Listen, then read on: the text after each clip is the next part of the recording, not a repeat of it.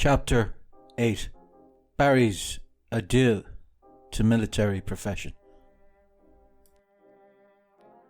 You, who have never been out of your country, know little what it is to hear a friendly voice in captivity, and there's many a man that will not understand the cause of the burst of feeling which I have confessed took place on my seeing my uncle. He never for a minute thought to question the truth of what I said. "Mother of God," cried he, "it's my brother Harry's son." And I think in my heart he was as much affected as I was at thus suddenly finding one of his kindred, for he too was an exile from home, and a friendly voice, a look, brought the old country back to his memory again, and the old days of his boyhood. "I'd give 5 years of my life to see them again," said he, after caressing me very warmly. "What?" asked I. "Why," replied he, "the green fields and the river, and the old round tower and the burying place at Ballybarry. 'Twas a shame for your father to part with the land, Redmond, that was so long with the name." He then began to ask me concerning myself, and I gave him my history at some length, at which the worthy gentleman laughs many times, saying that I was a Barry all over. In the middle of my story he would stop me, to make me stand back to back and measure with him, by which I ascertained that our heights were the same, and that my uncle had a stiff knee, moreover, which made him walk in a peculiar way, and uttered, during the course of the narrative, 100 exclamations of pity and kindness and sympathy. It was "Holy Saints," and "Mother of Heaven," and "Blessed Mary," continually, by which, and with justice, I concluded that he was still devotedly attached to the ancient faith of our family.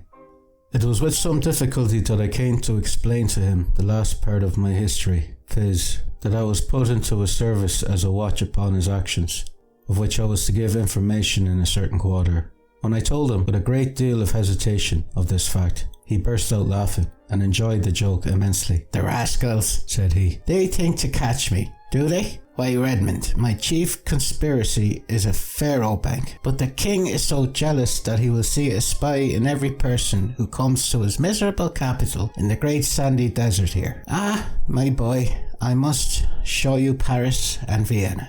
I said there was nothing I longed for more than to see any city but Berlin, and should be delighted to be free of the odious military service. Indeed, I thought, from his splendour of appearance, the knick-knacks about the room, the gilded carriage in the remise, that my uncle was a man of vast property, and that he would purchase a dozen, nay, a whole regiment of substitutes, in order to restore my freedom. But I was mistaken in my calculations regarding him, as his history of himself speedily showed me. "I have been beaten around the world," said he, "ever since the year 1742, when my brother, your father, and heaven forgive him, cut my family estate from under my heels by turning heretic, in order to marry that scold of a mother of yours.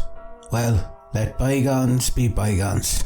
'Tis probable that I should have run through the little property as he did in my place, and I should have had to begin a year or two later the life I have been leading ever since I was compelled to leave Ireland.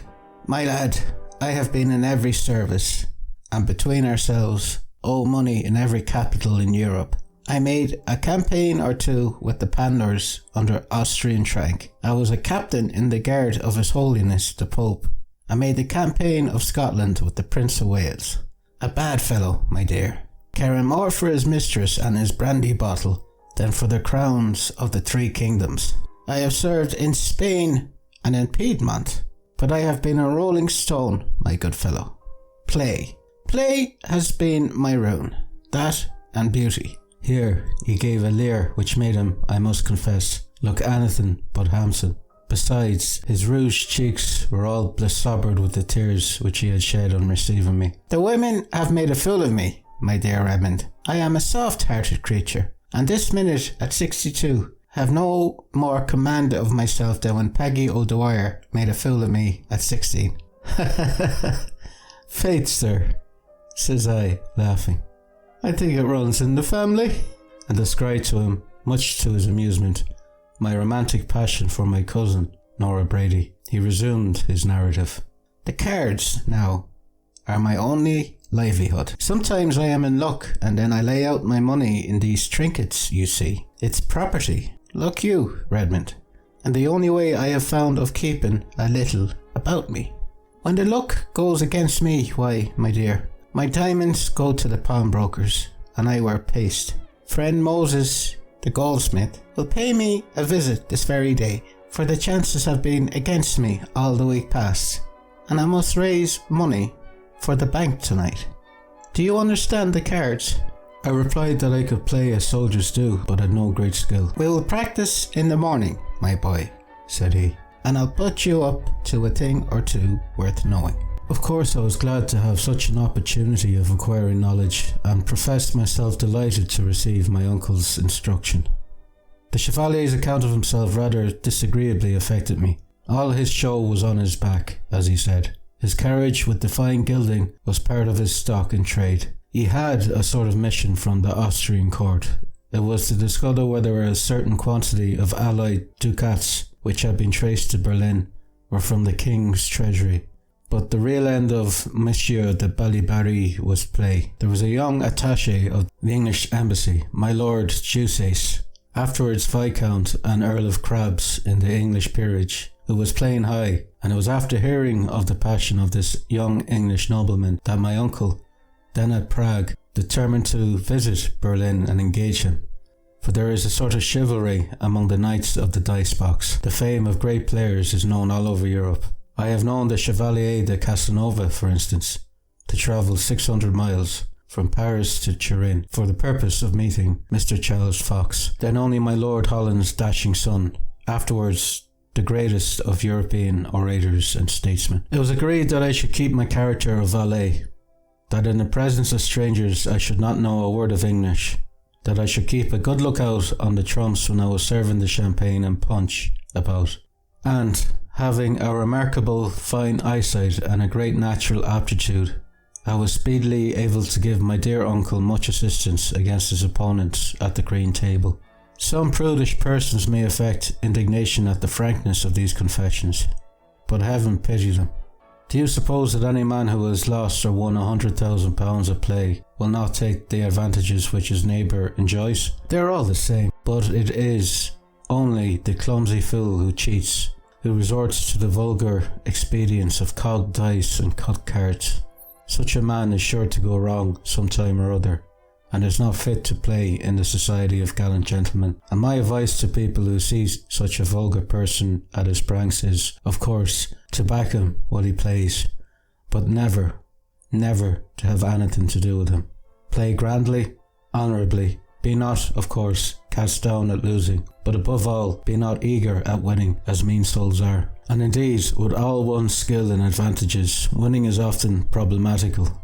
I have seen a sheer ignoramus that knows no more of play than of Hebrew blunder you out of £5,000 in a few turns of the cards. I have seen a gentleman and his confederate play against another and his confederate. One never is secure in these cases, and when one considers the time and labour spent, the genius, the anxiety, the outlay of the money required, the multiplicity of bad debts that one meets with, for dishonourable rascals are to be found at the play table, as everywhere else in the world. I say, for my part, the profession is a bad one, and indeed, have scarcely ever met a man who, in the end, profited by it. I am writing now with the experience of a man of the world. At the time I speak of, I was a lad, dazzled by the idea of wealth, and respecting certainly too much my uncle's superior age and station in life. There is no need to particularise here the little arrangements made between us. The playmen of the present day want no instruction. I take it, and the public have little interest in the matter, but simplicity was our secret. Everything successful is simple. If, for instance, I wiped the dust off a chair with my napkin, it was to show that the enemy was strong in diamonds. If I pushed it, he had ace king. If I said punch or wine, my lord, hearts was meant. If wine or punch, clubs. If I blew my nose, it was then to indicate that there was another confederate employed by the adversary, and then, I warrant you, some pretty trials of skill would take place. My lord Jusace, although so young, had a very great skill and cleverness with the cards in every way, and it was only from hearing Frank Punter, who came with him, yawn 3 times when the Chevalier had the ace of trumps, that I knew we were Greek to Greek, as it were. My assumed dullness was perfect, and I used to make Monsieur de Podsdorf laugh with it when I carried my little reports to him at the garden house outside the town where he gave me rendezvous. These reports, of course, were arranged between me and my uncle beforehand. I was instructed, and it is always far the best way, to tell as much truth as my story would possibly bear. When, for instance, he would ask me, "What does the Chevalier do in the morning?" "He goes to church regularly." He was very religious. "And after hearing mass comes home to breakfast. Then he takes an airing in his chariot till dinner, which is served at noon. After dinner he writes his letters, if he have any letters to write, but he has very little to do in this way. His letters are to the Austrian envoy, with whom he corresponds, but who does not acknowledge him, and being written in English, of course I look over his shoulder. He generally writes for money. He says he wants it to bribe the secretaries of the Treasury in order to find out really where the alloyed ducats came from. But in fact he wants it to play of evenings, when he makes his party with Calzabigi, the lottery contractor, the Russian attaches, 2 from the English embassy, my lords Jusace and Punter, who play a jeu d'enfer, and a few more. The same set meet every night at supper. There are seldom any ladies. Those who come are chiefly French ladies, members of the Corps de Ballet. He wins often, but not always. Lord Jusace is a very fine player. The Chevalier Elliot, the English minister, sometimes comes, on which occasion the secretaries do not play. Monsieur de Barry dines at the missions, but en petit comite, not on grand days of reception. Calzabigi, I think, is his confederate at play. He has won lately, but the week before last he pledged his solitaire for 400 ducats. Do he and the English attaches talk together in their own language? Yes, he and the envoy spoke yesterday for half an hour about the new Dansu and the American troubles, chiefly about the new Dansu. It will be seen that the information I gave was very minute and accurate, though not very important. But such as it was carried to the ears of that famous hero and warrior, the philosopher of Sans Souci. And there was not a stranger who entered the capital, but his actions were similarly spied and related to Frederick the Great. As long as the play was confided to the young men of the different embassies, His Majesty did not care to prevent it. Nay, he encouraged play at all the missions, knowing full well that a man in difficulties can be made to speak, and that a timely review of Frederick would often get him a secret worth many thousands. He got some papers from the French house in this way, and I have no doubt that my Lord Jusace would have supplied him with information at a similar rate, had his chief not known the young nobleman's character pretty well, and had, as is usually the case, the works of the mission performed by a steady roturier, while the young brilliant bloods of the suite sported their embroidery at the balls, or shook their Mechlin ruffles over the green tables of Pharaoh. I have seen many scores of these young sprigs since, of these and their principals, and, mon Dieu, what fools they are, what dullards, what fribbles, what addle-headed simple coxcombs. This is one of the lies of the world, this diplomacy, or how could we suppose that were the profession as difficult as the solemn red box and tape men would have us believe, they would invariably choose for it little pink-faced boys from school, with no other claim than mamma's title, and able at most to judge of a curricle, a new dance, or a neat boot. When it became known, however, to the officers of the garrison that there was a faro table in town, they were wild to be admitted to the sport, and in spite of my entreaties to the contrary, my uncle was not averse to follow the young gentlemen their fling, and once or twice cleared a handsome sum out of their purses. It was in vain that I told him that I must carry the news to my captain, before whom his comrades would not fail to talk, and who would thus know of the intrigue even without my information. Tell him, said my uncle. But they'll send you away, said I. Then what is to become of me?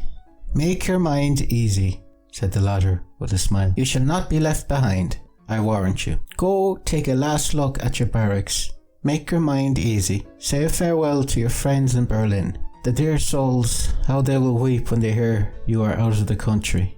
and as sure as my name is Barry, out of it you shall go." "But how, sir?" said I. "Recollect Mr. Fakingham, said he knowingly. "'Tis you yourself taught me how. Go get me one of my wigs. Open my dispatch box yonder, where the great secrets of the Austrian chancery lie. Put your hair back off your forehead. Clap me on this patch and these moustaches, and now look in the glass." "The Chevalier de Barry," said I, bursting with laughter, and began walking the room in his manner with a stiff knee. The next day, when I went to make my report to Monsieur de Podsdorf, I told him of the young Prussian officers that I had been of late gambling, and he replied, as I expected, that the king had determined to send the Chevalier out of the country. "He is a stingy curmudgeon," I replied. "I have had but 3 Fredericks from him in 2 months, and I hope you will remember your promise to advance me." "Why, 3 Fredericks? Worth too much for the news you have picked up," said the captain, sneering. "It is not my fault that there has been no more," I replied. "When is he to go, sir?" "The day after tomorrow. He says he drives after breakfast and before dinner. When he comes out to his carriage, a couple of gendarmes will mount the box, and the coachman will get his orders to move on." "And his baggage, sir?" said I.